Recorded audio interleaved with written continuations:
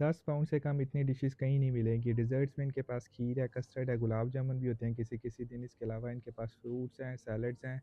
हम देसियों को जो सबसे मज़े की डिश लगती है वो सबसे एंड पे रखी हुई है इन्होंने। शुरू करते हैं, सबसे पहले आ जाते हैं गरमा-गरम रोटी और नान, इनके मज़े के हैं वाक़ई में। इसके अलावा सीख कबाब आ जाते हैं अगर आपको पसंद है तो। उसके बाद आ जाती है मसाला फ़िश, जो कि बहुत मज़े की है, रिकमेंडेड है। उसके बाद आ जाती हैं चिप्स, इसके अलावा समोसे, पकोड़े, आलू की टिक्कियाँ, ये हैं चिकन इनके फ्राइड।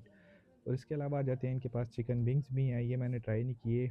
इसके बाद आ जाता है पिज़्ज़ा, पिज़्ज़ा इतना ज़्यादा रिकमेंडेड नहीं है।